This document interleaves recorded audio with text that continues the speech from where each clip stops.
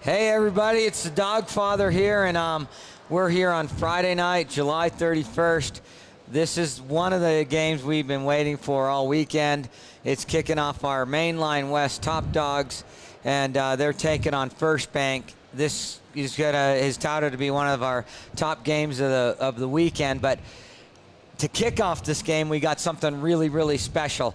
And the man next to me right here is none other than Luke Jones. You want to say hi to everyone, Luke? How's everybody doing? Everybody's doing good. This is pretty amazing to be here. Yeah, it's pretty awesome. I'm going to tell a little bit of Luke's story, and he can kind of fill in some of the blanks.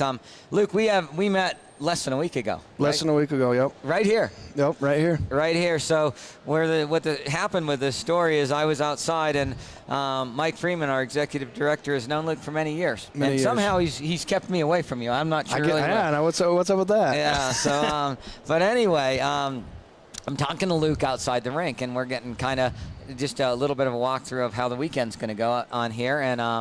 And I said to Luke, I asked him, I said, what's your story? And Luke tells me this unbelievable story.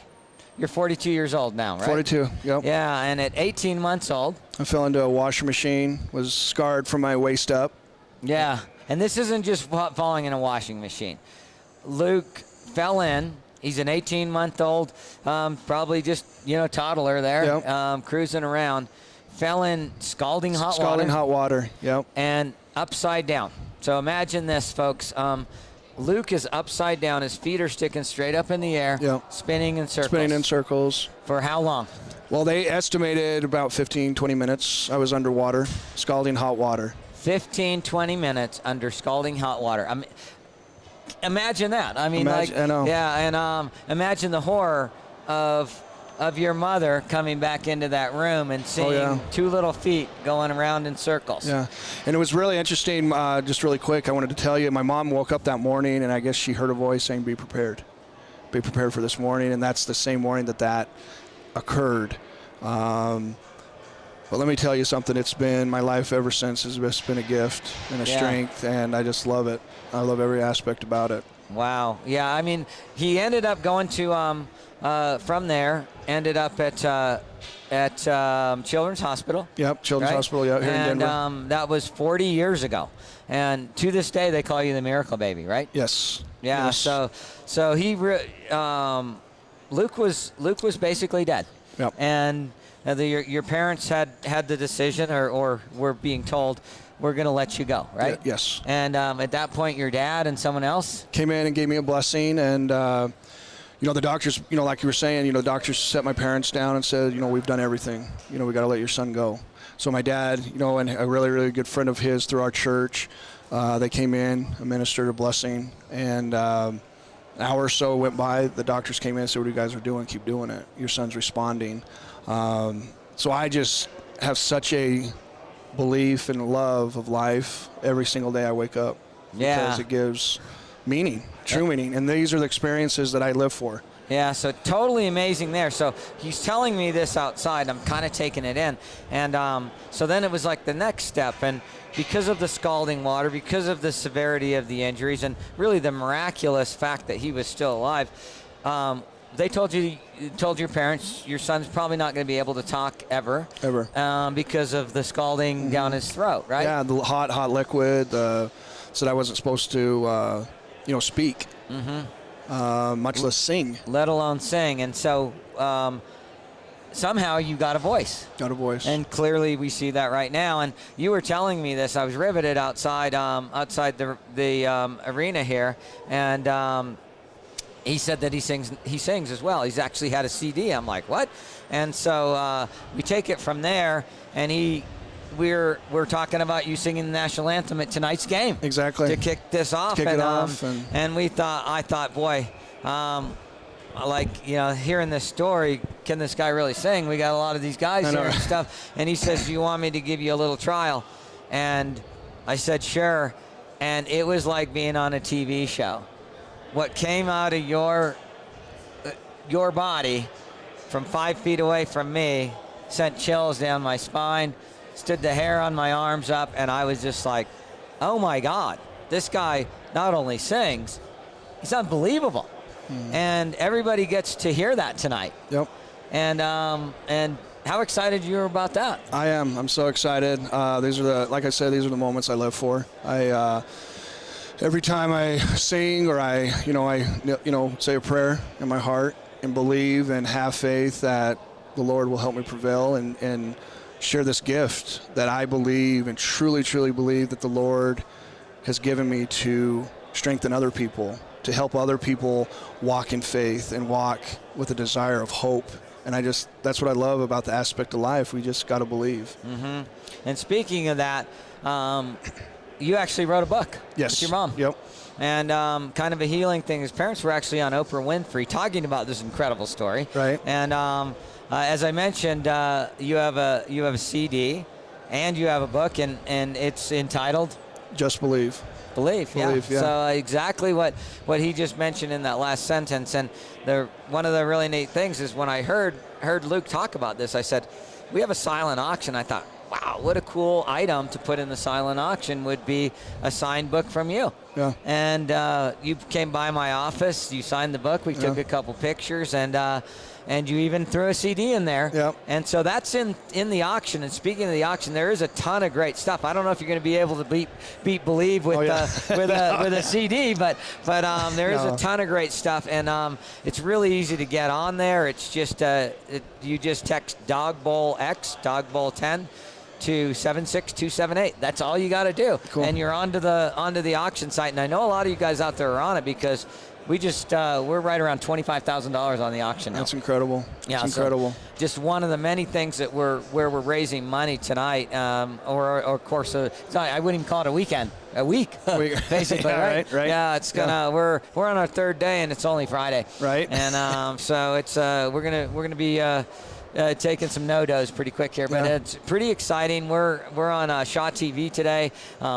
Incredible gift from Suzanne and Mike Shaw to be able to be on Shaw TV and cover some of the big moments. And of course, they're big hockey moments, but honestly, I'm not sure if there's going to be a bigger moment than you belting out the Star Spangled Little Banner. Well, I hope I can do a good job. Time, right? Yeah, I hope I do a good job, and I just totally have faith that like I said, the Lord will help me prevail. Yeah. And I'm just going to give my all, and these, like I said, these are the times I live for. Yeah. And I believe this is the time that my life was truly saved to share this with people. And I'm just truly honored to be here, to be a part of this great organization. And like I said, before, I just believe that, I've gone through life never wanting to meet a stranger, and I just look at you and I look at people that I've met through this organization, and it's just been such a huge, huge blessing for me to share this and to share all of this with everybody, because I know that it's a unbelievable opportunity to give back and give to people, and that's what I'm all about. Yeah. Is giving to people and helping people succeed in life. Well, fantastic. We're getting pretty close to where you need to start rolling down there. So I'm going to let you go, and we're going to continue the pregame here. But best of luck. I know you're going to kill it. Thank you. And it's so exciting because this is going to be taped, and I'll be able to go back and watch it again and again, and everybody else will. So stay tuned, everybody. In about 5 minutes, you're going to see the amazing kickoff to these Mainline West Top Dogs versus First Bank. It should be a couple of sponsors there, big sponsors of Dog Nation, and going at it. And from there, I'll let you head on out, and I'm going to finish up this. Thank you so much. Finish up the pregame. All right, everybody. That is the amazing Luke Jones. You are in for an incredible treat. I promise you. When you hear him deliver this amazing night. So kind of getting a little feedback there with there we go. We got his mic off, and we're good to go. And James is coming on. This is Manny Furtado is about to join me on set here. Manny has been working endlessly this weekend doing the play-by-play, and we've got a ton of people giving us incredible feedback all weekend long. And this is one of the big anticipated games, is it not? It absolutely is, Marty. We've been waiting for this game all week long, and here it is. It's right here, right behind us, and we're ready to go. There are 10 NHL players, ex-NHL players on the Mainline West top dogs. It's just an amazing assembly of players, Marty. Yeah. Have you ever had this much talent on one team? No. And these guys are, I wouldn't say long in the tooth, but maybe a little long in the tooth. A couple of the guys it's been a few years since they played, but at the NHL level. But a couple of them not that far since the NHL level, and we kind of got an experience versus youth game tonight, I think. Yeah, you certainly do. But it all starts and stops with Milan Hajduk, does it not? Yeah. I mean, over 1,000 NHL games, won the Maurice Richard Trophy as the top scorer in the league in '03. And, you know, you can't ask for anything better than that. And you know, and I know, he still has the hands. Oh my goodness, I don't know if it's the pleasure or honor or what it is, or the embarrassment to get to play with him every once in a while. Hedgie and I share the ice probably once or twice a month, and I can attest the guy's got game. Well, he's got game, and those are things that you can't teach. And you know, he just has a God-given talent and an ability to score, and he's dedicated so much time to this organization. It's just great that we have an opportunity to finally see him in the Dog Bowl. Yeah, this is literally the first Dog Bowl that Milan's played, and even though he's a huge part of Dog Nation, but it's also the first summer in his entire life that he isn't spending it in the Czech Republic. So there is a silver lining to COVID-19. There is. We're on the air because of it, quite frankly. Yes, yeah. And he's here. He's also playing with his good time friend and fellow Czech, Jan Hejda. Talk a little bit about that. Yeah, Yanni's actually on our board as well. Both of those guys are, and Yanni is hugely instrumental in our goal to build a rink. And it's in his hometown of Castle Pines is where we're looking at. And Jan spends a lot of time in my office with me and brainstorming on how we can grow Dog Nation. And honestly, with both of these two guys have been hugely instrumental in us growing.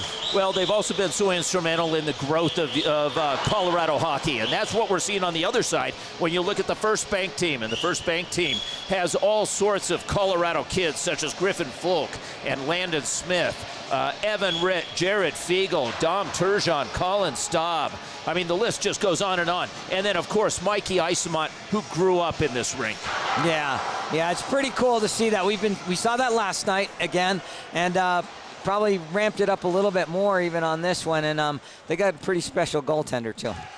I think we're about ready for the national anthem. Yeah, and this is the one we were waiting for. That I had the earlier. I think he might have switched us, and we're looking downtown, or down at the rink here, and you guys, everybody's in for an incredible treat here. And we're going to have replay as well on today's action, and we're going to get that set up. And Marty, you had a wonderful interview, and what a treat to have this voice with us here tonight. Miracle sometimes gets overused. Not in this case, Manny. No. Not in this case. Not with.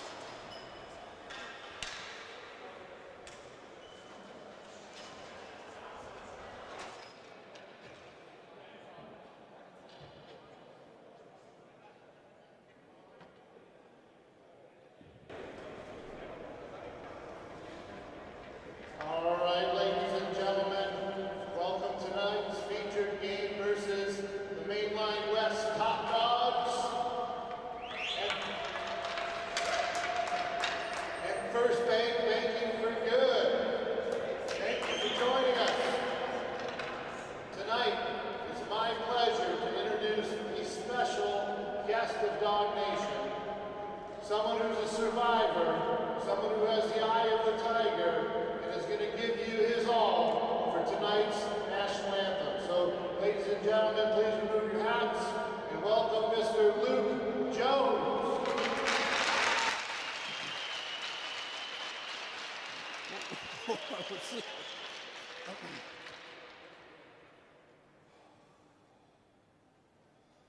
Oh, say, can you was he by the dawn's early light, would so proudly wheel at the twilight's last gleaming, whose broad stripes and bright stars through the perilous fight o'er the ramparts we watched was so gallantly streaming, and the rocket's red glare, the bombs bursting in air, gave proof through the night that our flag was still there. Oh, say does that star-spangled banner yet wave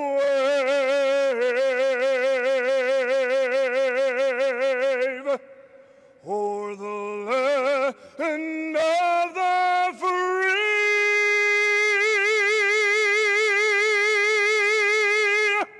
and the home of the brave.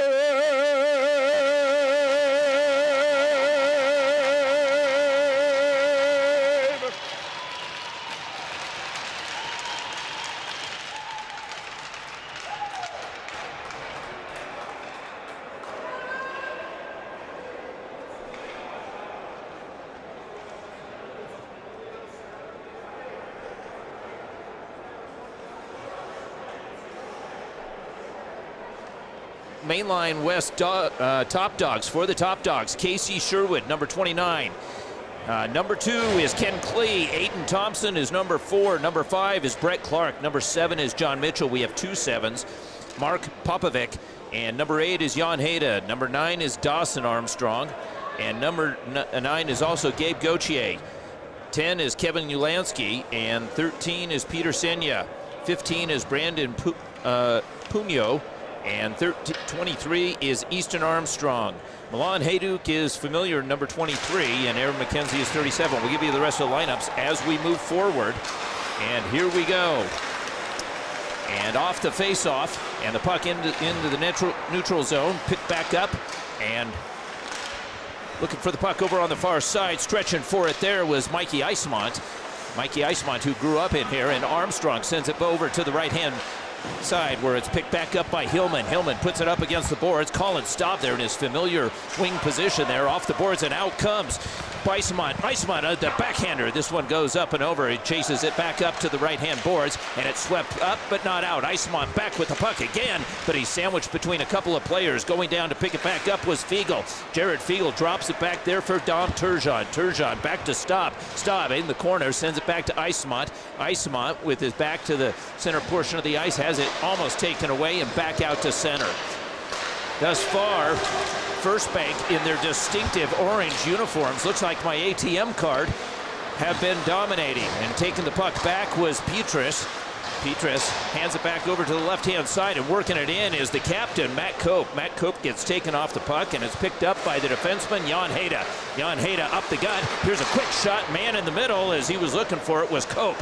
Cope comes away with it, tries to get it out, but it goes up and into the left wing boards. It takes a funny bounce, and First Bank is able to take advantage of it. Cope spinning, looking for an outlet pass. He'll send it all the way down for an area pass back to Petrus. Petrus does battle down low. He's got support with Shaner behind him, and the puck goes to Shaner. Shaner working out of the corner. He's got Petrus in the middle, and the shot pass back up to Griff Fulkin shot, and it goes off the iron and into the netting. Good first start to the action, Marty. Yeah, looks like they got a little legs come jumping out, and Matty Cope had told me he's got quite a team this time around, and I think the Top Dogs are going to have to adjust to that speed pretty quickly here. We've got youth versus experience, you said here. Gabe Levin wins the face-off back. Looking back over to the right-hand side. Hillman can't get the shot off. Puck comes back over to Griff Folk. Griff Folk makes a move, and he takes the blue line. He's got a man in the middle as he's looking for Evan Ritt. Evan Ritt, the University of Denver product. Ritt looks for it, and back behind the cage is picked back up by David Clarkson. Pass comes up through center, and now with some speed, and it's picked back up by 79. Is that Clarkson, or do we have a number off? That's John Mitchell. Marty gave me that. That was John Mitchell with some speed, and coming back the other way was Landon Smith. He gets tied up there with Klee. Smith puts it in, puts it over to the far side, and the shot was just off of Blake Hillman's stick. And a nice save there by Casey Sherwood. On the other side, we've got Cale Morris, and the shot as Morris almost got tied up. He's wearing the big Notre Dame sweater. Meanwhile, puck comes back over, and it was tucked over to Easton Armstrong. That was Easton Armstrong. Looked like Milan Hayduk there, number 23. They're wearing the same number. Meanwhile, Staub picks the puck up. Hayduk hassles him, and Staub picks it with a head of steam. He comes through center, back over, and it comes straight up the get. And taken away there by First Bank with some speed. Bearing in was Petras. Petras looking far side as he's got Colin Staub, but it was picked off his stick by Brett Clark. Way up ice. Here's the shot, and Cale Morris makes the save there on Ulansky's shot. Meanwhile, comes back over to number 13. That is Senya, Peter Senya, the Hobie Baker winner, and back to Staub. Staub spies a man up high. It's Isamont cheating up near the blue line. He gets taken off the puck, but gets support from Matt Cope. Cope tries to center it. Puck comes right back out, and almost falling down there was Peter Senya. He regathers himself and the puck. Sends it back over to the far side, and here comes Jan Hayda, headman pass with some speed, and it's picked right back up by Armstrong. That was Gabe Gauthier. And Gabe Gauthier coming back on the back check here, right through center, picks up, and he gets in the way of the man trying to make the play, and it comes back to Derek Armstrong. Derek Armstrong, big number 42. Here comes the Top Dogs. Top Dogs working it through. Hayduk takes the shot. Morris makes the save. Hayduk back, puts it back behind the cage as he finds number 9, Gabe Gauthier, and puck is off the wall. Back over to the far side, and it's a quick pass as it went off of Ken Klee's boot. Hayduk with the soft pass, or that was Derek Armstrong. The pass gets tipped aside, and over on the far side it's tipped in, and the Top Dogs go for a line change. Meanwhile, spring play here, picking it up right at the line is number 18. That's Petras. Petras taking it down into the corner, gets some help from Levin, and battling out of the corner and coming up with the puck are the Top Dogs. They're beginning to get their legs, Marty. Yeah, they are. And a backhand play. Oh, beautiful. That's Johnny Mitchell. By Johnny Mitchell. Mitchell scores, and the Top Dogs get the first goal. Mitchell makes a beautiful play, and he drives to the net, and the pass was right on his stick, and he buries it. And we're going to try and pick up the replay on our iPad when we get a chance over here. Yeah, that was from one of the Armstrong kids. That was a beautiful pass. I think that was Dawson Armstrong. I think it was too. Puck comes back over to Mitchell. Mitchell delivers it right into Aiden Thompson. Number 4, Aiden Thompson is a DU recruit and a Fort Collins product. Puck comes back behind the cage where it's picked up by Blake Hillman. Hillman peels away from the pressure, holds it up there, and Hillman tries to clear it out, but is unable to as it was picked up one more time by McKenzie. McKenzie with the puck. And we're missing a number 27 on the Top Dogs. We'll try and pick it up in a little bit. Meanwhile, with the puck back behind the cage, and this shot, just a sharp angle shot as Brett Clark had stepped in from his D position. And meanwhile, over on the far side, it's picked up one more time by Mikey Isamont. Okay. And Mikey Isamont up through center and is dancing through some, and in comes Gauthier. Gauthier just misses as he had a great opportunity. Gabe Gauthier had stepped in from his position. He was playing up high there. Gauthier stymies it, walks right in. He's got a man on the far side looking for him. It's Hayduk. And Easton Armstrong is wearing the same number as Hayduk, and it is confusing at times there. Meanwhile, back to Isamon. He fans on it, gets another stick on it, but can't control it, and peeling away from pressure is Peter Senya. With time, going after the puck, number 41, Barry Goers. And right up the gut, the puck comes back over, but it's sliced off the stick of Gabe Gauthier. And coming away with it, and trying to work its way back in is the captain, Matt Cope. Cope sends it over to the left-hand side, and the shot is a breadbasket save as Sherwood goes down low. Good action. Very few whistles here. And adding to the booth here, we've got Mike Chambers of the Denver Post. He covers the... Thank you. It's not just the DU guys or the Avalanche guys. It's so many DU guys. Yeah. It's incredible. The amount of talent at this tournament is just nuts. Nuts. Yeah. And we're back to the live action. It's unbelievable, Mike. Glad to have you on. Cope puts it back into the corner where it's picked up by Shaner. Shaner works it down low, but holding his man off, and Cope comes in to rescue the puck. Cope looking up high, gets deflected, and there's a battle here on the side of the half boards here. Derek Armstrong standing up high, and the puck squirts free, and all alone, twisting shot, but he fans on it. Adam Shaner fanned on it. He had a golden opportunity as he was the only one in the slot area. The puck comes right to him. Tipped pass, chopped out there, picked back up by Ulansky. Right side shot, goal, scored by Hayduk, and Hayduk buries it. Yeah, that's we've seen that one before, Michael. Huh? That's a beautiful pass by Ulansky, though. Yeah. I play with Hayduk on Tuesdays and Fridays sometimes, and he still has it, man. He's still in shape. He's still a great hockey player. And Hayduk, and we're back to the live action. Hayduk's out there playing that right wing as he's cycling up above, and he's got Derek Armstrong on the left-hand side. Hayduk puts it past him. He's got Ulansky right in the middle. Ulansky looking for it. Ulansky picks it up, but it's taken off of his stick and advanced out. Here comes First Bank, right-hand side. Picking it right back up is Smith. Landon Smith from Quinnipiac. And meanwhile, Ulansky dishes it off and walking it up.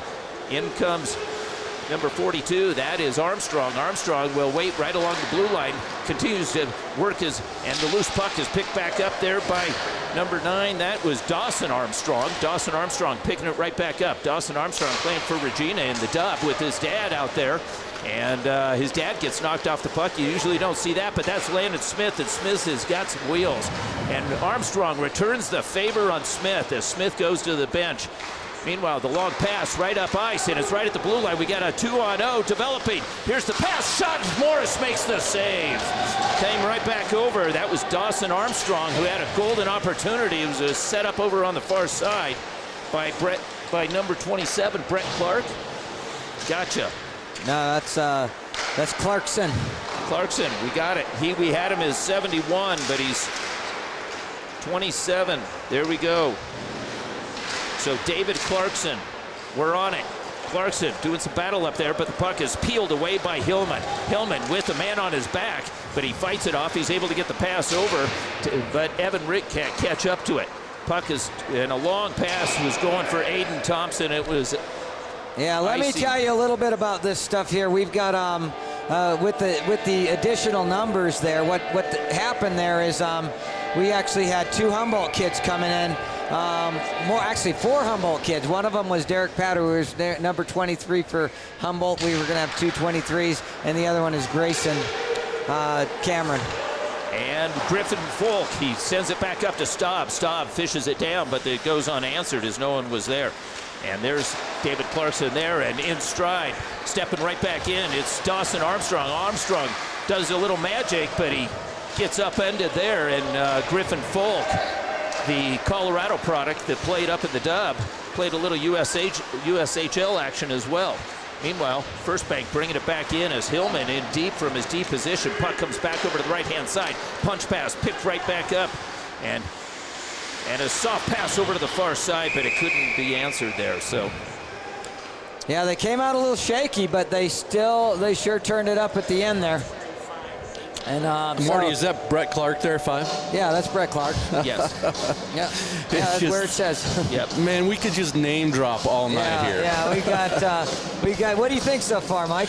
Well, it's again the names are just incredible. I mean, it's just one after another. Colorado hockey is just so big time now, and there's just so many great hockey players that still live here. It's just amazing. It really is. And the influence of the NHL game has just been remarkable. You see the influence on the First Bank team, and it's a direct result of the Avalanche being here and the growth of hockey.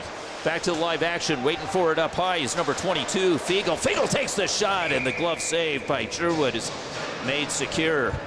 2:24 remaining in this first period. We got a 15-minute run clock. And on goals from Mitchell and Hayduk. Imagine that. Yeah, imagine that. Levin off the faceoff goes in deep, and it's swept over to the far side by Brett Clark. And the long pass again, looking for Hayduk, who's playing up high. And Morris played it, but behind the line.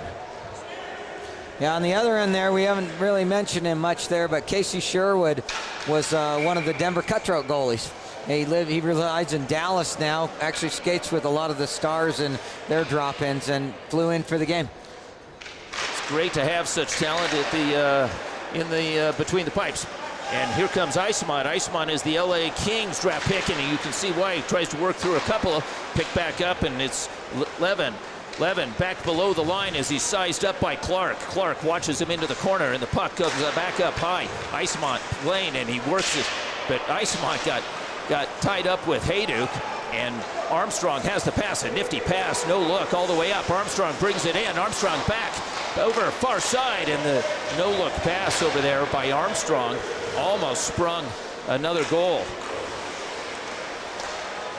Mikey Eismont with some talent, head up and confidence, brings it in and sends a headhunter up and over Sherwood's bonnet.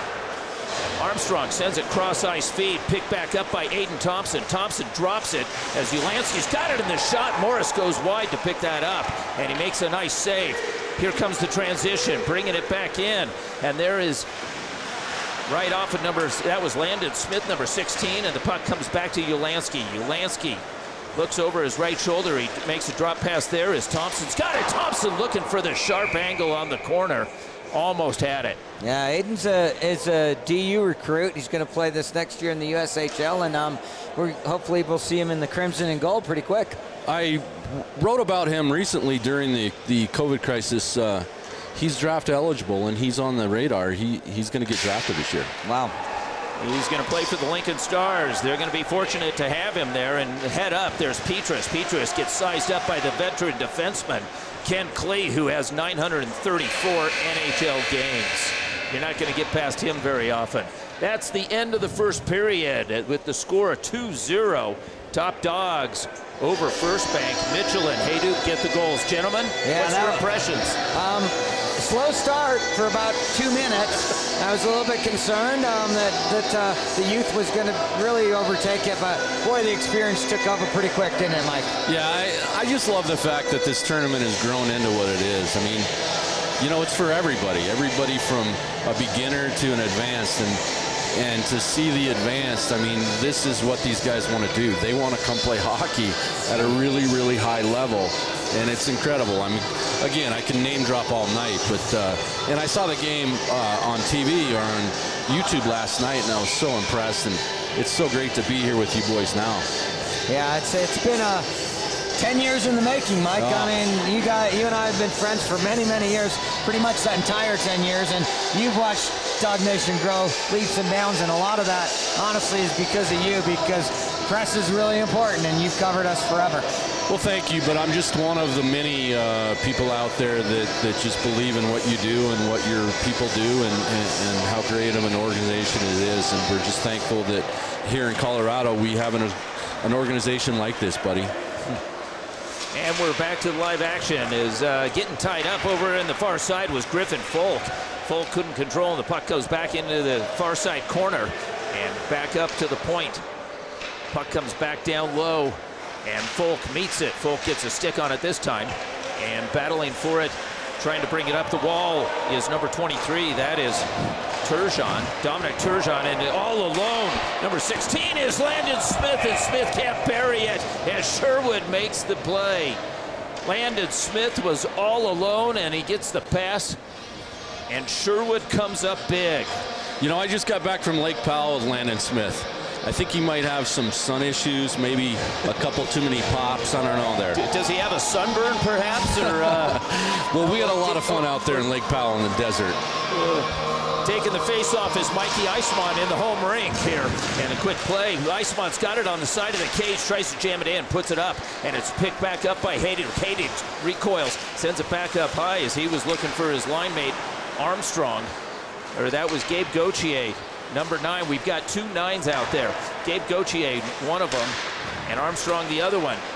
Hayduk wheels, takes it wide. He's got Mitchell in front and puts it right in front, and Mitchell got tied up as Hayduk's got the puck and he puts it in. They're finding some room out there. Morris. He is finding room, and yeah, boy, we name dropped a lot of people there. Of course, you're name dropping by just calling the game. But one of them I want to call out is Kyle Quincy. Would have loved to be here today, and I know he's watching today. Yeah. So, hey, Kyle, hey, Rachel, we'll have you back here next year.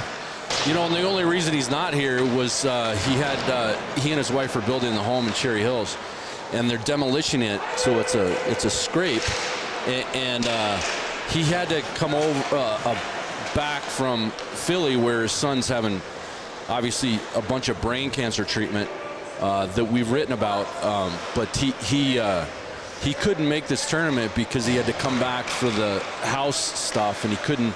His wife said, hey, you can only make once. Yeah. Or one trip, I'm sorry. Mitchell and Hayduk working some magic there. Here comes Mitchell. Mitchell tries to get it back to Hayduk, who's waiting on the doorstep on the far side. They had a beautiful play earlier there, and they almost connected. Almost did it twice in one shift. There's a lot of chemistry out there. So with some poise and bringing it back out is Eisman. Eisman gathers some speed, brings it in, and as the rest of the team is taking a line change, Eisman brings it in, tucks it back behind the cage, and one hands it there. And it comes back out to the right-hand side to Easton. And Easton brings it out on the right-hand side. Closing fast was Griffin Folk, and he seals it off. But coming back in is father Derek. Derek tries to put it right in front, and it was just a touch high. Nobody could get a stick on it. And coming back for it, here's a back pass. And looking for it is Folk, and Folk takes the shot, but Sherwood makes the save. Another backhanded opportunity over to the far side. It's Shaner. Shaner digs it out of the corner. He's got a man on his back. That's Barry Goers. Chop play there, and it comes back to Petrus. Petrus tries to work it down the wall, gets some help from Cope. Shaner's there, Petrus is there, and the puck squirts free. Out come the top dogs. Top dogs with Dawson Armstrong looking for it. Dawson makes a nice little move, but loses an edge, picks it back up, delivers it back, and looking for Derek in the middle, sneaking in, looking for the shot. Here comes Ken Klee. Klee sends it back over to Yolansky. Left-hand side to Hayda. Back to Klee. Klee to Yolansky. Yolansky takes the line. He's got a man in the middle. Here's the backhanded shot and just misses as Aiden Thompson is the recipient of a couple of NHL passes. Here comes Thompson. Thompson, top of the circle. Recoils back down low. Looking for it. Dancing through, but he gets knifed off that puck nicely by a couple of veteran moves. That was Adam Shaner. Shaner back over to Cope. Cope picks it off the boot, picked up one more time, and a nice little move there as Levin tried to create some room. Puck is swept up into the middle, and it's popped back out by Jan Hayda. Hayda senses the moment, finds the man up high. It's Clark. David Clarkson takes the shot. It just goes wide. Winds back up out to center. Picked up there by 23, Dom Turgeon. Turgeon drops it there as picked up by Petrus. Back to Turgeon. Shot, bouncing puck. Second opportunity by Landon Smith, and he goes wide. Couple of good opportunities for First Bank. They got to get it on net. Meanwhile, here comes Turgeon. Gets with those distinctive Red Wings breezers there, chasing the puck. Over on the far side, Colin Staub with a foot chase. And peeled out, Staub trying to protect the puck, but John Mitchell picks it up. He's got a man in the middle. Mitchell drags it to the slot area. Second opportunity as number 9, that was Dawson Armstrong, looking for it again. And working his magic is Mikey Eismont. Eismont drags it out of the corner, tries to make a move, gets some help, and the pass is looking for Staub coming in on the back door. Staub working at edge of the circle, peels away, looks back up high, finds his man, that's Fiegel. Fiegel back to, and Staub can't get to it, and it's taken away by Aaron McKenzie. Back over to Armstrong. Armstrong sends it back up to number 27, picked up by Clarkson. Cross ice feed, but it never got through as it hits Eismont. He always seems to be in the right spot. Bringing it right back in. And here comes and the shot just misses as it was right in front. It's cleared and swept aside. Johnny Mitchell, far side, finds McKenzie. McKenzie takes a slap shot in that one. With a big rebound, bouncing puck. Who's going to come up with it is the top dogs, and it's Mitchell again. Mitchell looking for more. This one scales hard off the glass, but it bounces back up to Barry Goers. Goers sends it over to the far left wing. Cale Morris from his knees down. Now he's got an opportunity to get back up into position. 8:44 remaining in this second period. Continuous action. Gabe Levin brings it in, and the weak backhanders, he's canceled by Brett Clark. Clark seals him off with 689 NHL games. Back up ice, looking for it, is coming in, is Dawson Armstrong. No, that's Gabe Gauthier. Gauthier loses it there. He's my color guy. What's he doing on the ice? Puck goes back over to the left-hand side. Peter Senya, the Hobie Baker winner, sends it back over, but the puck is deflected, and Gabe Levin comes away with it. Levin waiting patiently, brings it in, and there's a line change far side. Now he's got to dance, and he does so. Levin looking for some help, and he chops it over to the far right-hand side. Hayduk seals his man off. Hillman down deep. Hillman looking for some support as Levin is going back for a line change. Coming back to Cope. Cope sends it down low, and the backhanded shot just misses as Petrus got one in on high on Sherwood. Meanwhile, Top Dogs working it out, and they send it back up through the middle, back over to the far left-hand side where Hayduk is waiting. Hayduk, patented move, here it comes. Hayduk right in the center, takes the shot, but it was read nicely, and it never got through. He puts one right through the goal mouth, and chasing it down is Dom Turgeon, and it's a flip puck there. Who's going to get to it first? Then number 21, that's Shaner's got it, deflected hard off the glass. Shaner's picks it back up, turning, looking for Dom Turgeon, but it never got through, and Clee's got it. Clee sends it back over to Dawson Armstrong. Picked back up by his dad, Derek. Derek makes a move inside out, takes it out wide, drop pass there, looks for his son, and Armstrong takes it and just misses it. As Dawson Armstrong, playing at Salt Lake in the Western States League. Meanwhile, back to the live action, and offsides there by Petrus. Wow, this is the least whistles we have had. Are you out of breath? You're getting no time. We bring you on, and there's no time. Well, I got here. a quick trivia for you. All right. Who was the last player to score a regular season goal on Patrick Waugh is here. He's playing in this game. Regular season. Yeah, That's a tricky one.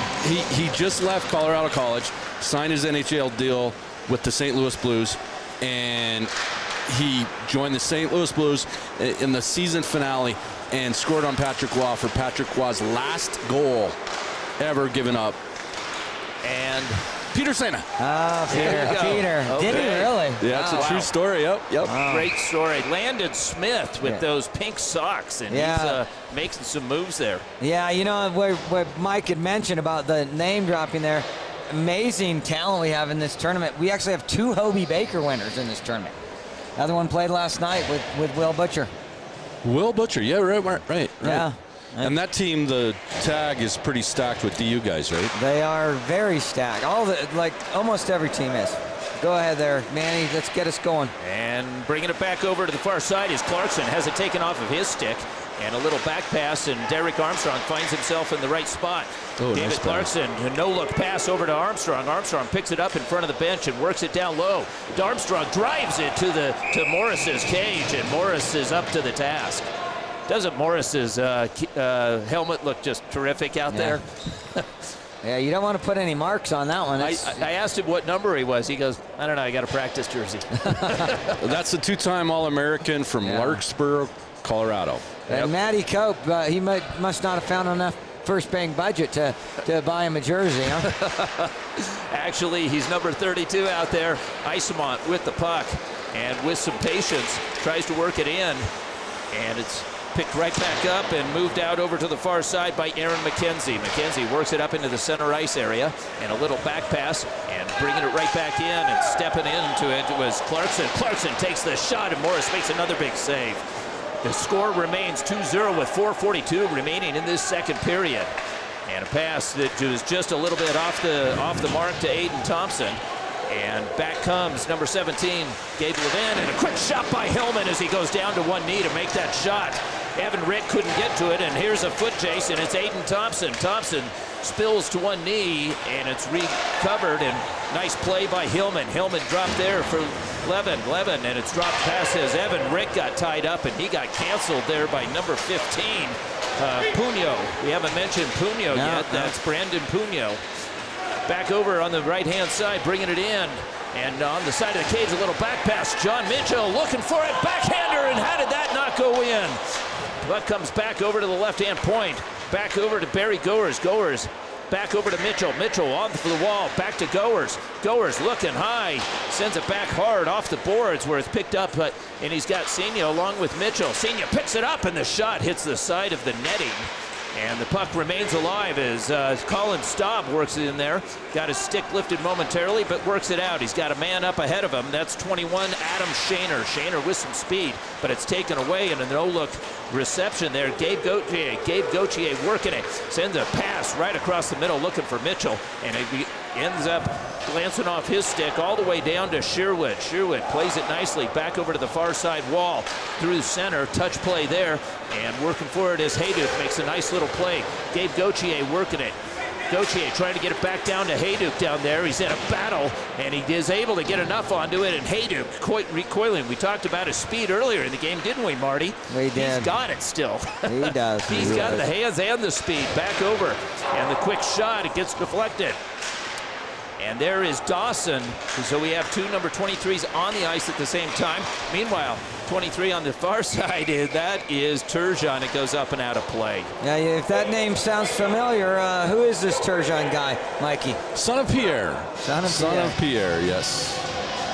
Good player, 4th-round draft pick of the Detroit Red Wings. I forget if he's under contract this next year, but he's a Wings prospect, and he's still young. He's got some time. Dawson Armstrong brings it in, glances over his left shoulder as he's mirrored there by Jarrett Fiegel. Fiegel, the product of down in Monument, Colorado. And Fiegel, number 22. Meanwhile, picking up the puck, going back out in the corner is Dawson Armstrong. Armstrong, top of the circle, takes a shot and a save made. Second opportunity of stepping in was Ken Klee, the Bowling Green graduate. Meanwhile, far right-hand side, here's the shot, and it just misses as Petrus had some speed on it. We've seen mentioned Petrus a couple of times. Landis Smith back behind the cage, gets hassled by Hayduk. Back over to, and the quick shot, bouncing puck right on the doorstep, on his belly, making the save is Casey Sherwood. The Cutthroats goalie. He looks sharp. He looks sharp. You can tell that he plays with some high-level players down in Dallas, because they're really good players all the way around. And Casey's, I don't want to jinx him, but he's had a really, really solid start tonight. Fantastic. He keeps it a 2-0 game, 1:21 remaining in this second period. What a game we've got. Tight game. Out of the corner and trying to work his magic there. Working over was Evan Red as Evan lifted it. We've got the game's first penalty, and it's going to go for a trip here. And going to the box is Aiden Thompson, number 4. Yeah, this will be first real test for the top dogs here, Mikey. What do you think? Yeah, well, they definitely need a goal, and I think they deserve one here, but we'll see what happens. So Isemont is going to center it here. And Isemont right back up. Hillman's got it. Hillman swifts it over to Folk. Folk back to Hillman, and a mental error there as it goes out of the zone, and they've got to reset here. And a little bit of tougher. Nice move there by Levin. Meanwhile, right across the crease, looking for it over on the far side was Mikey Isemont. Getting there first is 27, Clarkson, battling in the corner, and the clock is ticking down with 1:40 remaining in the power play, but only 19 seconds remaining in the period. Nice move, and another goal, another opportunity. 5-on-3, and they should let this clock run down and take as much as they can. Unfortunately, we've got a running clock. in this. So not only does the clock run, so does the penalty. Yeah, third period is going to be stopped though. So that's good. That's if you're going to get a penalty there, that's a little bit of a advantage there for First Bank, because they're going to get a real full minute and 18 on a 2-man advantage here. So this could tighten this thing up a little bit. So Clarkson goes to the box for 2. Yeah, looking at this, I still, Mike. I mean, you cover the NHL, the NCAA. I can't imagine there's many tournaments in the United States. No, that you I was are just going to thinking see about this. that. No, maybe in Minnesota, Massachusetts, you Maybe. get a lot of really big alumni. But this is so impressive. And I know some of these guys fly in, and that's how much they care about your organization and playing in this tournament. It's just incredible. Yeah, Butcher yesterday in our post-game interview said to us, he says he can't wait to get the email every year about it's the DAWG Bowl. Yeah. No hesitation. Yeah. Mike, you recently wrote an article about the top Colorado players that have made it into the NHL. And I think we've probably got some guys here that are going to be in the NHL shortly that could make that list. Well, the Shore brothers were on there, 2 of them. You had Jacob Slavin's obviously in the playoffs. Brandon Carlo's in the playoffs with Boston. Slavin with Carolina. But yeah, the list is really impressive. That's Evan Ritt that gets tied up, and here we have the 5-on-3. Hillman walks it in, and looking down low, sends it back over to the far side where it's Dom Turgeon. Dom Turgeon is looking for a backdoor play. Matt Cope playing up high, and number 19 is Evan Ritt playing right down in the slot area. Ritt looking for a quick pass to him over on the side. Dom Turgeon over on the far side, and it's back over to Hillman. Hillman takes the shot, and a blocker saved by Sherwood. And the puck comes up over along the wall, and a nice work to clear the puck there by the top Dogs. And with 31 seconds remaining in the 5-on-3, Hillman remains. Hillman, long pass. Turgeon's got it just inside the line, and he's turned aside, picked up by Staub, and a quick one-timer, and Mikey Isemont just misses that as Staub put it right to him. Isemont doesn't usually miss those. Puck comes back over and escapes the zone. There's 6 seconds left in the 5-on-3. And then there'll be about 35 seconds remaining, and from his knees, taking a shot down low. And the puck never got through. And it's hoisted out to center. And racing for it is Armstrong, and Armstrong takes the shot, but claiming it was offside. Yeah, I don't think Army agrees with him there, Mike. Hey, what I just said, imagine if the NHL wasn't going on right now. Oh, my goodness. I mean, you would have Slavin and Carlo and other guys. Stastny. And Paul Stastny, yeah. So this is actually lacking a couple huge names, or a handful, I should say. And Petrus off the faceoff puts it down into the corner. And Colin Staub was looking for it. Getting back is Griffin Folk. Griffin Folk marked there by Johnny Mitchell, and the puck goes over to the far side where it comes back to Puskarskic. And right in front is Staub, takes the shot, but getting in the way of that is one of the top Dogs. Mitchell moves it out to center, and Folk glances over his shoulder with 5 seconds remaining in the power play. And Folk's got one last rush, and back on is Clarkson. Meanwhile, puck is hoisted back out to center with some nifty hands, and it's touched up aside where it's picked right back up by Dawson Armstrong. Armstrong takes a sharp angle shot up high on Morris, and he holds it there. That was a tricky one right there. Yeah. Sure was. Tried to sneak it in. I got a little wave there from Aaron McKenzie. He captains this team and helps me build it every year. He's been doing that for 5 years, and each year we seem to get a little bit better squad. Number 37, he keeps saying, Marty, I'll keep working. You get me some more players out here. Dawson Armstrong sends it right back in off of Hillman's boot. Hillman quickly releases as he's looking for number 28, Matt Cope. Cope gets taken off the puck, and it's picked right back up by Evan Ritt. Ritt sends it back through. Hillman with the puck. Hillman back up high over to Landon Smith. Smith, normally a forward in that position. Now he sets up over on the far side looking for it. And the puck is passed back by Ritt. Ritt maintains control, sauces it back up to the point. Landon Smith right there takes the shot, and Armstrong comes away with the puck. Picked back up, and here comes Derek. Derek brings it in and makes a nifty little move. Cross ice feed. The shot just misses as Senya got a pretty good look at it. Back behind, Hillman out-muscles Senya. And Hillman with the puck sends it back over to the near side where it's picked up right off of it by Landon Smith. Has it taken off of his stick by McKenzie.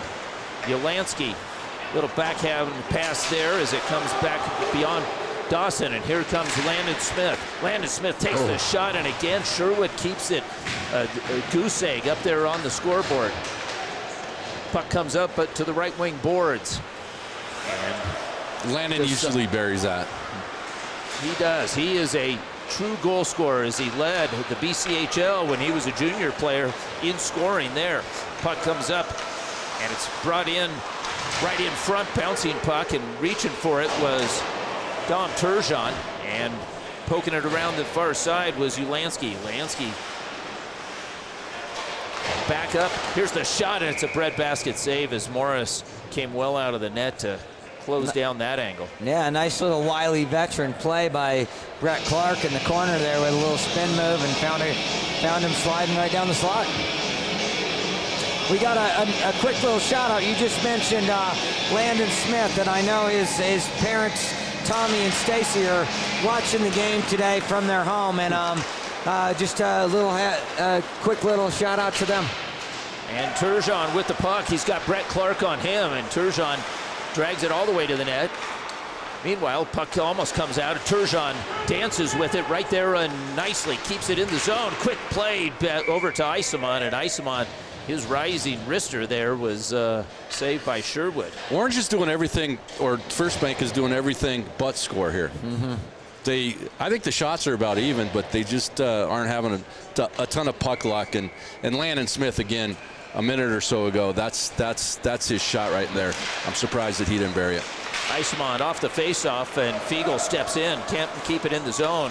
Griff Folk does, but he has his pocket picked, and the shot just misses as Hayduk sweeps in and picks up the rebound. Hayduk with the puck and the hands, brings it over, squares up and takes it on, brings it in on his backhand, makes a few moves, and everybody's caught watching. Isamon with the puck, one-hands it. Can he get past one? He gets sandwiched, but he maintains control as he's got number 8, Hayda on him, and Hayda takes him into the youngster into the corner.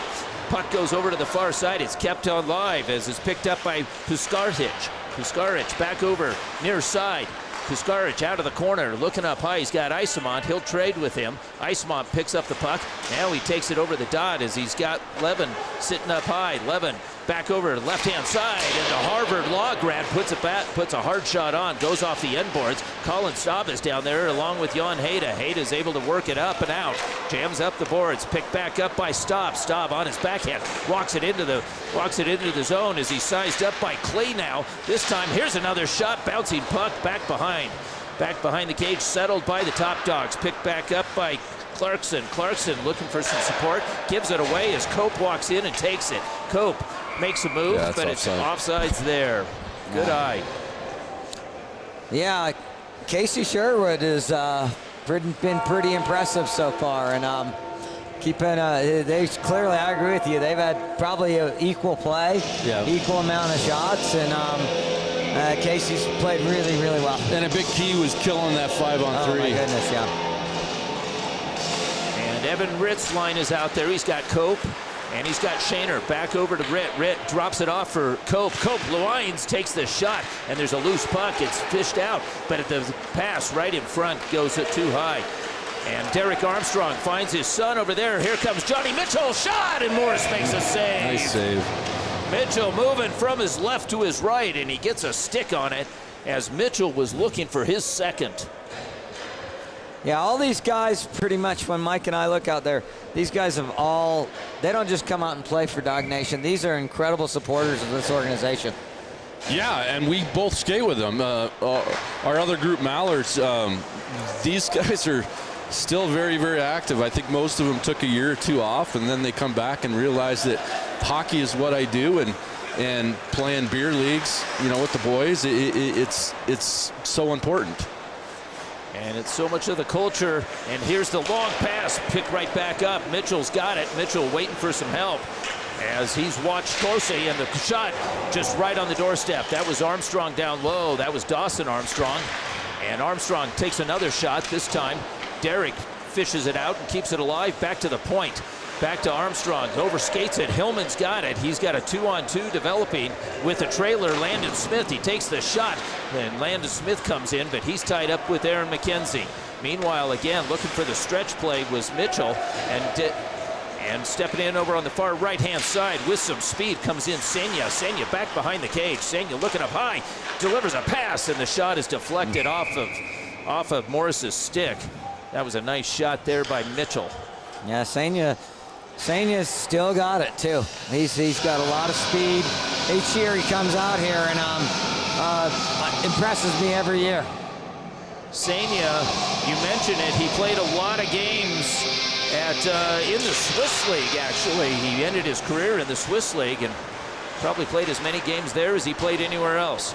Meanwhile, back to it, the aforementioned Senya, little back pass there, and he picks it back up. Senya brings it in. Senya winds, delivers a pass, shot in it, and what a save by Morris as he moves from right to left, and he denied Gabe Gauthier. What a play. Puck comes back up. Eismont can't hold the line and bringing it right back in. In comes Thompson. Thompson delivers it, a backhander, and Cale Morris shows why he was an All-American there. That was a solid one. That wasn't Gauthier. That was one of the Armstrong boys on that last one. I know that's tricky for you, but I'm going to tell you why we got those multiple numbers. With COVID-19, the border got closed, and that was going to be Grayson Cameron, who was Humboldt Broncos captain last year. And we were not going to not have him number 9. That is a great reason to have 2 number 9s. Yes. Marty, as good as anyone, and as a play-by-play guy, I can appreciate that reason. Yeah, and the second one, the 23, that's Derek Patter. He was only one of 2 players after the bus crash that played the next season. And Derek was going to be number 23. Well, and those guys, I know those guys are watching tonight. So hey, Tyler, hey, Derek, hey, Braden, and also Ryan Strudzinski. I know you're tuning in. So shout out to all my Humboldt buds. Well, I'll tell you what, it sure is nice to have Derek Armstrong for everything that he's done for this organization. To have Dawson and Eason out there with him as well. So if we mix them up a couple of times, that's the reason why. We've got the explanation. Levin over on the far side. He at top of the circle. Makes a nice move. Churns the feet. And he maintains control of the puck. He leaves it there. Drops it back over. And a spinning move is made by Petrus. Petrus sends it back over hard off the wall. Cope can't get it. Staub does. Staub sends it over to the right-hand side. Haydukes headmans it back up to Aiden Thompson. Thompson shows some speed. Thompson drives it in. Shot, goal! Nice. Scored. He puts it top shelf up and over the All-American. Aiden Thompson makes it 3-0. And that's your NHL draft pick. I mean, he's a draft-eligible kid, and we just saw why.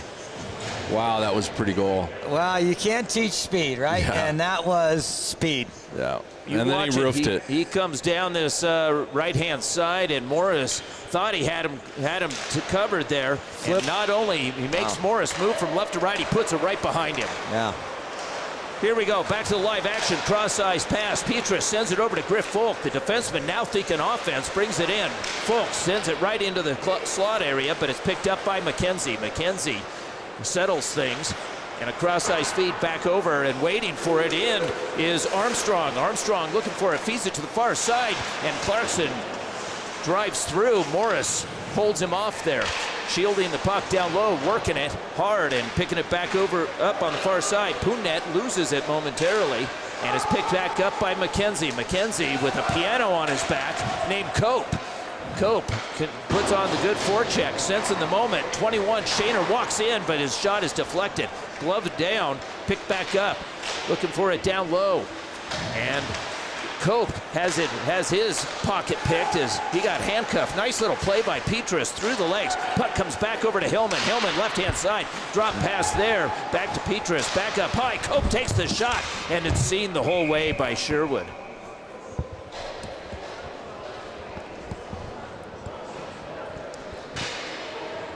3-0. Top Dogs have a commanding lead with 2:14 remaining in this stop clock. Yeah, they're in a good spot right now, but you never know. We've seen a couple flurries over the last couple days ourselves.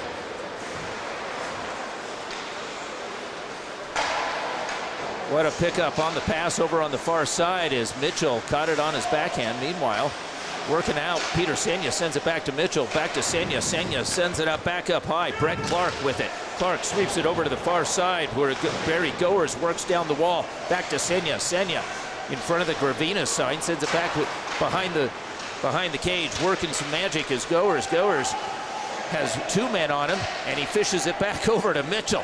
Mitchell with Landon Smith watching him, and it puts a fluttering backhand right in front, looking for Derek Armstrong. Armstrong smartly staying behind the play, waiting for the puck. The puck is down in the far side corner where he gets hassled. Puck picked up. Puck comes back up high, straight ahead. The shot, and Morris has it. Morris kicks it back over to Turgeon off the sideboards and back out to Clark. Clark recovers. Goers waits. Goers picks it back up, spins there. He's got Mitchell on one side, Derek Armstrong on the other. Armstrong gets pocketed by Landon Smith. They've had a battle this game, haven't they? They've gone back and forth, the two of them. Jan Hayda sends it back, stolen there, right on the doorstep by Hillman, and Hillman, the defenseman, playing forward here. Puck comes off the half boards. Griff Folk gets there first, and he stops Senya. Meanwhile, Griff Folk, with those distinctive blue and green pants, brings it into the zone. Looking cross ice, but the pass is deflected and picked back up by Dom Turgeon. Turgeon avoids Aiden Thompson. Turgeon backhand feed. Folk takes the shot. Puck on the doorstep, and it's picked up, and by Sherwood has gloved it down. What hands. Yeah. I don't think Casey played this good when he played for the Cutthroats. I don't think he had this good of a he probably did surrounding him. He did not. He did not. And so with 30 seconds remaining in the game, First Bank continues to try and put the pressure on and avoid the shutout. 20 seconds remaining, and curling behind the net there and holding it there is Jan Hayda. A veteran moves it back up. Hayduk there doing battle in front of the bench, and Hayduk pool cues it down into the corner where it comes up the left wing boards. And held there, Folk one last time. Isamont swats at it. That'll do it. So the Mainline West Top Dogs win 3-0 off of goals from Mitchell, Hayduk, and Aiden Thompson. Yeah, boy, a Hall of Famer, a retired number there, number 23. And you've got Aiden Thompson, the youngster, his career is just beginning here. Well, that's a very, very impressive team. Actually, both teams are very impressive, but I thought Blue got the Mainland Top Dogs is the name, right? Mainline. Yes. Mainline West. They just buried it, and First Bank didn't quite measure up there. Yeah, it was fantastic. So, Mike, we're going to do a little interview over here on the other side. So we're actually going to have a real treat for everybody here. Milan Hayduk and Jan Hayda are going to come up, and I get to do a little interview with these guys in a second here. So they're going to be up here in a second. But just in general, Mike, jump on up here. Okay, and let's chat a little bit. We talked a little bit more about Dog Nation and just what it's grown and what it's become. I mean, it's honestly, for me, it started in a locker room in this building when I had buddies on my team, beer league guys battling, and then lost a good friend, Jack Kelly. It's been basically 10 years since he passed, and this is quite a tribute to my friend Jack. Well, it rubs off on everybody. Each year we're a part of this. The hockey community here in Colorado grows. It grows and grows, and it's shown by the former NHLers who come out here. It's shown by everybody, I think, who plays beer league in Metro Denver, because everybody knows about you. Yeah. And it's just an awesome organization to be part of. And I love to write about it, and I can't wait to write about it more and more, because it's the real thing, man. It's genuine. It's powerful, and and I want to expose as many people I can to it. For yeah, sure. we're gonna have some special, something very special coming up in a little bit after the where we're talking about exposure, and we need everybody out there to do what we're trying to do, because what Dog Nation's become, we have helped over 160 families. We have given out close to $2 million, but more importantly, we provide hope, and we provide support, and that's really what this is about, right, Manny? Absolutely. And when you look at it, I was talking to a friend of mine, Murray Platt. I know you know Murray. Yeah, I know well. Murray, sure. And I was talking to Murray the other day, and Murray made a great point. He said, these check recipients, whether it's a few $1,000 or $10,000 or $25,000, they get that. That means so much to them. I mean, it pays some bills, it takes the pressure off, and it's really the community support that they're receiving too. It says that people care about you. They care about your situation, and you've seen so many people, and they break down when they realize that they're not alone. Right. And it reinforces their love for the hockey community, because we hockey players know that we have a certain culture, and it's very, very special. And when Dog Nation grants a gift to a person or a family in need, it reinforces that to that hockey family, and that's strong stuff. Yeah, it really is. It's that you're not alone, right? I mean, that started with Danny Packard in a hospital room, and we might have given him $250 on that first hat pass when we were in a foundation or anything, but he'll talk about it today, that it wasn't the money, it was that he was surrounded by his friends, and he was surrounded by people that were rooting for him, and he wasn't going to let cancer kick his ass, so he came out and did just that the other way around. Well, the money, I think, is just kind of a bonus in terms of but the real thing is having your friends there and knowing that your friends care about you, or the whole hockey community cares about you. Yeah, no, I would agree. I would agree. You guys have been part of this and seen it grow like from the very beginning, and there's so much that we see that's donated to us. And talk about Shaw on this one, because we can't not. I got to tell you, Mike, this is just unbelievable. And it was really because I have to tell you, Jamie, my wife, said to Mike Freeman, she said to me, tell Mike that you do play-by-play, and you'd be happy to do the games. Freeman comes over to my house to pick up a couple of jerseys, and he tells Marty and I have been talking about this for years. And we've broadcast games on Facebook Live with literally an iPhone. And Marty and I were talking about doing it off of an iPhone and putting it Facebook Live. And Marty said, well, let me think about this. And he puts it on the website that we're thinking about broadcasting it, especially with COVID. And who sees it but Suzanne Chambers? Suzanne Shaw. Suzanne Shaw. And Suzanne Shaw sees it, and she reaches out to you, Marty. And this whole production, I got to tell you, I mean, I do work all over the country, and it doesn't get any better than this. No. This is better than anything. Well, I was watching you guys last night, and by the way, I'm very, very impressed with your play-by-play. It is really, really good. Like, do you have a business card, buddy? Yeah. I'll tell you what, I've got a day job. I'm in real estate with Murray, but you are a really, really good play-by-play, and I found out that last night and just now. But I'm serious. You've got a real talent there. Well, it was, I'll tell you what, fortunately for both Marty and Dog Nation and myself, this is one of the few times I get to do it locally. And the Shaws have come up so big. Yeah. And, Suzanne Shaw and Mike Shaw, you see him running around here. He is putting everything together. And all those replays that you see, he is working that camera.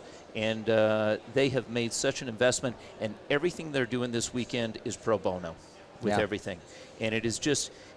that's the community coming together. Yeah. And them stepping in and being able to do that, those TVs out there that everybody can watch it, and it's just going to grow from here. From here, it's going to be able to grow. Well, hopefully next year COVID's going to be over and we're going to have fans in here like normal, and it's going to be bigger. But I know that you had big dreams for this year. And I know that you're going to come close to meeting it or exceeding it, because that's what you do, buddy.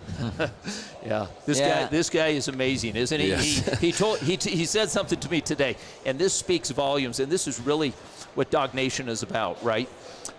Somebody told Marty that he couldn't do something, and Marty said, "I take that as a challenge." And the positive personality of Suzanne and Mike Shaw is infectious. It is. And they are just can-do people, and when somebody says you can't do something, it's Marty that takes it on. So it's fantastic. And so anyway, we have our guests here. Visitors. So absolutely, I'm so going to take off. yeah, Hey, boys. Manny, step up, and we got to wipe a couple of these down just so we play by the rules. And we'll let you guys jump on in here. Hey, buddy. And Nice goal there early, huh? tangled myself up a little bit. No, he's got it. They're going to wipe these down, and well, I guess I'll fill some time. This is Milan and Jan, and they're about ready to get their headsets on, and I think everybody enjoyed that one out there, and I'll tell you a little story that happened right here. Why these guys are getting their headsets on. Literally, this happened. Let's go ahead and get Yanni on there too. What happened? It happens all the time at these events, all the time. And I was standing here, literally right here, and a couple of guys came up to me. And this was only about an hour ago, a couple hours ago. You guys will like to hear this once Yanni decides to join the party here. And these two guys, I'd never met them at all, and they play on one of the teams that played in the tournament, and they came up, and I said, have you guys played before? And they said, no, this is our first dog bowl. And we're blown away. And I said, just imagine if there was fans here, because and I said, what do you guys think? And they said, we're so impressed. We want to be part of it. And they gave us $10,000 right there on the spot. That's awesome. So, yeah. And that's going to help the next family and the next family and the next family in need. So, but anyway, we got my two Czech friends here, right? And we have the other number 8. Is that what we call you? Yeah, the original number 8. The real 8. The real 8. The real 8. And so, and over here, of course, Milan Hajduk. So, tell us a little bit about what did you think of the game, Milan? I was a little bit surprised that the pace was a little up than I'm accustomed to lately, and but like we had a good start as a team, scored a couple of quick goals. The other team actually, especially the second half, they were pushing back. The ice was a little tilted, but we're getting pretty solid goaltending tonight. So that was awesome, and going forward, that's going to be cool to have. So Yanni, I want to ask you a little bit. You mentioned you had a Facebook post that you told me about yesterday, and a little bit about thinking that people weren't going to be able to see you play, especially in the Czech Republic. And tell us a little bit about what the Shaws have been able to provide for us here.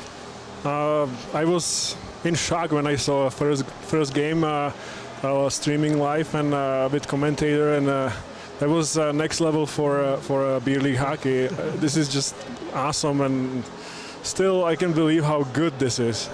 Yeah, thank you. So you guys have both been made. These guys are both board members of Dog Nation. So these guys aren't just putting the Dog Nation jersey on once in a while. Yanni and Milan, you guys have put Christmas hats on and helped little kids. You've been at carried boards for me, flooded ice, you name it. You've done it, right? So start with Milan. Why do you do it? I love it. This is awesome. Obviously, you're doing the heavy lifting. We're helping out here and there, but like you're doing the heavy lifting. This is the awesome organization. Really close to my heart. We're helping the people. They need help. And it's look at how awesome the hockey community is. They always rally behind certain people, and it's awesome to see. How good the hockey community is, and even people outside of the hockey community. Yeah, how about you, Yanni? Same question. First time when we met, you asked me for help, and I really didn't know what to expect from it. But like Milan said, you are doing a heavy lifting with smalls, and it's just after first time we present the check, and not necessarily the big one, like sometimes you do $80,000, $60,000. I think that was like maybe 5,000, and those people were so thankful. And the moments when we can help, guys, 250 pounds guy who started crying after he got the check, because this is changing his life. It's just awesome feeling, and I'm all in. Every time. Yeah, and I'm so glad you guys are all in.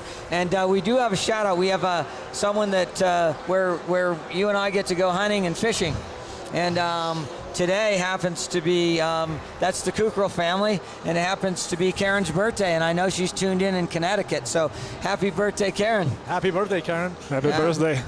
So, but yeah, that's just yet another person and family that has kind of joined forces with us to truly try and change the world, which is, that's our next step, right? And you guys are all very involved in that. Yanni's been with his wife Teresa's in Czech Republic, so he's become my counterpart the last couple weeks here and spending time in the office getting ready for the Dog Bowl, but we're also trying to do something else really big. Absolutely. You want to tell everybody a little bit about that? We have a hockey clinic, me and Milan, and this is one of the auction item teams can bid on, and we will spend about 1 hour. Is it 1 hour? Probably 90 minutes, what we're going to do. 90 minutes on the ice with the team. Marty says he's really going after that. We'll see, but he wants me and Milan skate a lot, so Yeah. I don't know. I was telling Marty, if his team is going to win this, we might leave the pucks in the locker room because we won't need the pucks. We'll Yeah. go all the old Miracle on the Ice, Herb Brooks. You better be careful, because Nigel might not invite you again. True. Yeah. We might give Nigel a puck. Yeah, we give Nigel a puck. So you guys, I'll let you guys get going, but thank you so much. I know I'm going to see you over the weekend. These jerseys that these guys are wearing, we're going to end up selling these later, so thank you Mainline West for those, and you guys are going to sign those and send them off, and we're going to do a team one for Mainline West, because getting sponsors like that and just year after year after year, the ones especially that joined us way back when, is it's pretty impressive. It's awesome. And so thank you guys for everything, mostly for your friendship, and Thank you, let's Marty, for continue to everything. change the world. Thanks, Marty. Keep Yep. up the good work. Thank you. All right, let's get Todd Gerke in here. You guys can go ahead and take those off, and we'll get those wiped down. And Todd's going to come join me here, and we're going to chat with you guys a little bit. And all right, we got it looks like the Armstrongs just came by. They're gonna do a little interview down with Cody Beekman. Another great story in Dog Nation, right? Yep, that's right. And I had, I thought it'd be neat to have Army out there with his kids.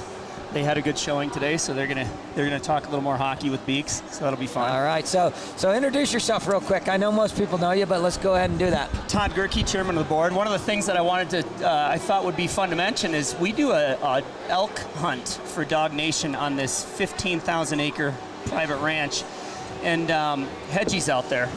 And he comes out with us and is part of the hunting trip, and this is something that goes up for auction. So look for that. Actually, if you go onto YouTube, and I think you can just search for Dog Nation Elk Hunt, you can find it. But it's pretty cool, and Hayduk that's part of the reason he loves sticking around in the fall. So he can hang out Yeah, in the and summer. that's from the Kukrals that we just mentioned. Karen's birthday there. Happy birthday. But for those type of donations allow us to do some amazing stuff. And honestly, Mike Chambers, who has jumped on, he sees a lot of this stuff a lot more than you and I do over the years. And to say he was floored is an understatement. Yeah, it's pretty cool. I mean, this whole production's really neat, and it's an honor to have these guys, and it's special. How many every year more and more of the NHL guys and have heard about what we're doing and want to be a part of it. I can look down on the rink right there, and I can see the sled hockey game going on as we're up here chatting. So yeah, over the course of the weekend, we're going to have 3 of those. These are the B-level sled guys that we're kind of seeing through the window there. Tomorrow morning, there'll be actually children that play sled hockey, and we're truly looking to create an opportunity for literally everybody to play this game you and I love, right? yeah, and it was I was talking to a couple of the guys who hadn't skated very much, and they said, like Aaron McKenzie, for example, one of the traditions for those of you who aren't in the locker rooms and haven't been a part of this as a skater before is the whole story of Dog Nation started in this very building. And it started with, you were there. Why don't you tell a little bit about the story? We'll talk about the Pass the Hats, and I'll tell you what happened in the Top Dogs locker room. Yeah, so it really, like as Todd said, Todd and I have the pleasure of getting to skate together quite often. And but it was a group of 15 guys on a team, and literally in a 10-day period in February 2009, not 1, not 2, but 3 of those guys all were diagnosed with different types of cancers. Imagine that. And these are healthy guys working out, eating right, having a couple of beers. We got Budweiser here; they're a sponsor, so we will have a couple of those. But imagine that happened to 15 people, and 3 of them end up with cancer, and they got back in the lineup at different abilities as they were going through chemo and different radiation treatments and so on and so forth. And then unbelievably, we had a 4th guy in that same year in 2009. His name was Jack Kelly. He ended up getting an autoimmune disease, and not cancer, but autoimmune disease that 6 months later took his life. And when his life was taken, it was the first time I'd lost a close friend and it'd be honestly like if something happened to you. It really was that close to me. And for me, I spoke at his funeral, and he has 3 daughters, I have 3 daughters, and I told those girls, I want to do something in your dad's honor. I don't know what it's going to be, but I want to do something. And several months later, started this thing called Dog Nation Hockey Foundation. Todd, I never thought this was going to be this. I thought we'd give away $5,000, $10,000 a year, help a couple families, and didn't think it would change my life, which it did. And a lot of others. And so over the past decade now, we've given away just over $1.8 million. And it all started with this tradition of passing the hat. It started in that one locker room before there was a foundation. And it's a tradition that happens every single year at this tournament. And we go into each locker room and we kind of share the tradition about what happened in this building. And we're in the top Dawgs locker room with 10 different NHLers are there and an all-pro cast. And we shared the stories of the 2 recipients that are going to receive checks this weekend. And Aaron McKenzie was nominated captain of the team, and he had the envelope, and he said the first thing he did is pull out his wallet and stuff some cash in it and pass it around the locker room. So, it's just pretty special. Every single locker room partakes in stuff like this and makes it a special event. And, I've always said we are not going to be the cure. We're the ibuprofen. What our job is to do is just to do what we can to make people feel better.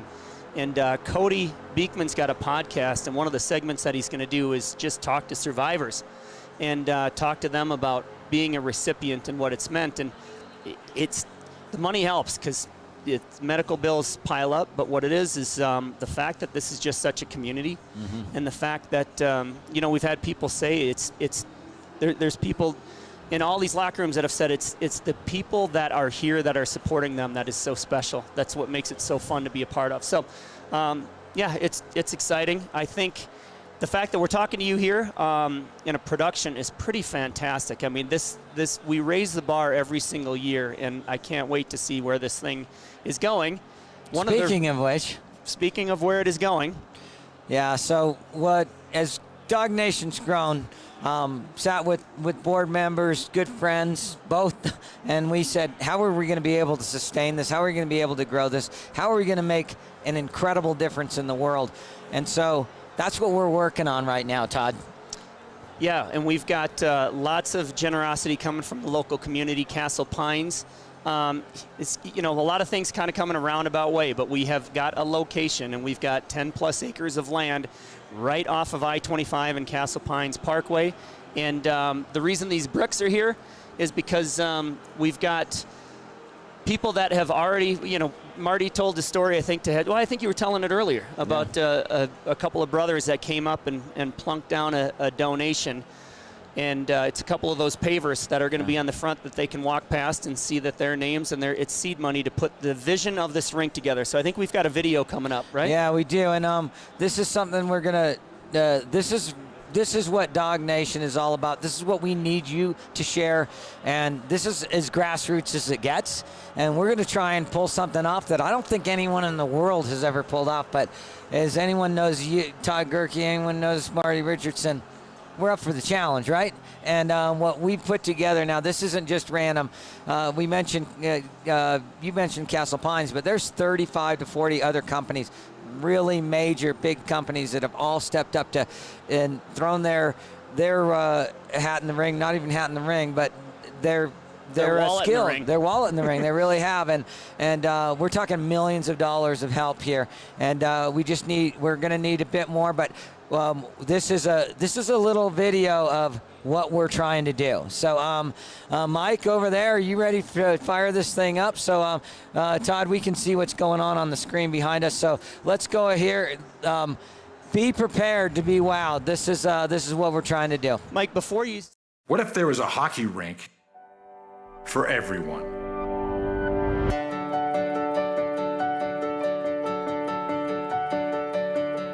So here we are, the future's now.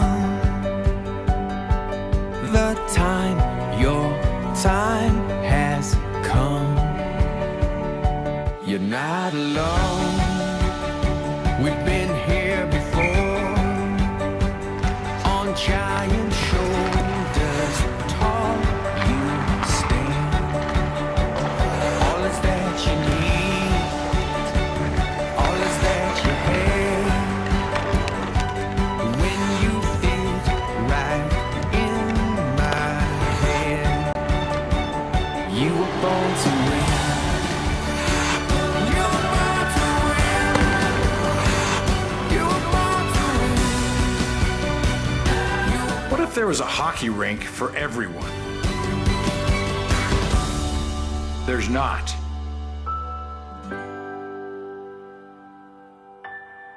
Yet. You were born to walk. Be part of creating a better and more inclusive world by helping us build the nation's first multi-sheet hockey facility for all athletes. The time has come. You were born to win. With your donation today, you can let the world know that these athletes were born to win. Donate now by going to hockeysheart.com.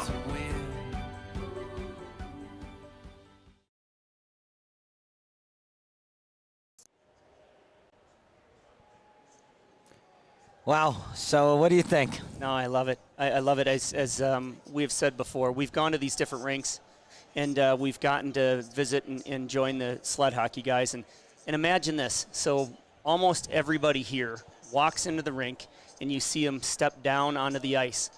There's little things that are in the locker room. Well, at this facility, it's a state-of-the-art facility, and you walk down a flight of stairs to get to the ice. Then you travel across rubber mats, and walk your way out to the rink.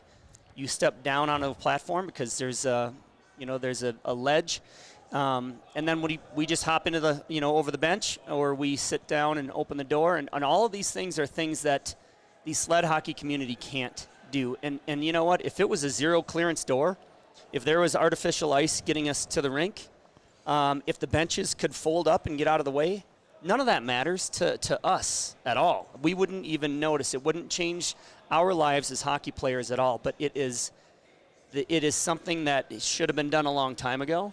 I mean, truly, and it's something that is around the corner. So, I mean, it gives me goosebumps to think about what we can do and what we've overlooked as a society for so long, and the opportunity that we get to put that together here in Colorado. It's going to put Castle Pines on a global map.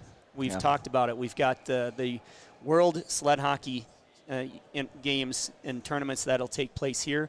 It'll be so fantastic for the local economy because we're really going to be a hub for a lot of special events at this facility. And in addition to that, and it's not all about the dollars, but in addition to having a facility like this, the amount of people that we're going to be able to help. I mean, we've been pretty proud of our $1.8 million over the course of the last decade, but the opportunity from a facility like this, through the donations and contributions and the giving of the community and of some of these big donors that are stepping up to the plate, allows us the opportunity to just help so many more people, and that's the ultimate goal. That is the ultimate goal, and growing the sport, helping people, creating maybe some more affordability in hockey. The options are endless, and we can't do this without we've already had thousands step up, but we need thousands more. So for you social media people out there, let's share this. We're gonna share our GoFundMe link on that. We're gonna share it. We've got NHL people sharing it. We've got Hollywood people sharing it. Everybody, let's get this thing out there, and let's see what we can do, right? Yeah, be a part of it. On our website now, you can literally be part of the cornerstone of how we put it together. So a couple of cool things. We've showed the pavers a little bit, and we showed the brick. Another thing is we've got this vision of this big mural of our logo on one of the walls, and we're going to make it out of hockey pucks. And so everybody's come up to us and said, hey, I really want to be a part of this.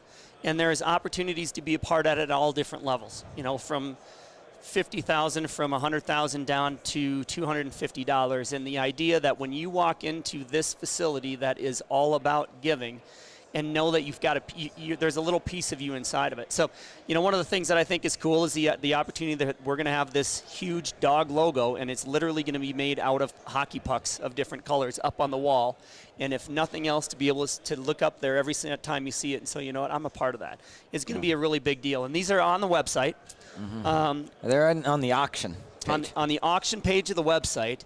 And they are up right now to secure your spot and become a part of this on the ground floor and say, the first time I heard about it, I knew I wanted to be a part of it. And so it's just exciting because here we are. It is exciting, yeah. So with that, we're going to sign off for tonight. And we've got some more games tomorrow, I think, again. And it's, again, tomorrow's incredibly, it's already the fourth day of this tournament, and we still got the fifth day after that. So we're going to be a little tired at the end of this, but I'd say it's worth it. Yep, running on adrenaline. Thank you guys so much for tuning in. Keep checking back. Check the auction. We can't wait to see some more of you. We're watching the Armstrongs walk by here. We had a nice goal by one of the young kids. Derek Armstrong, LA King, is still hanging around talking hockey, so it's a fun group. It's a good thing. So thank you again, everybody, and we'll check in with you tomorrow. Thank you. Good night.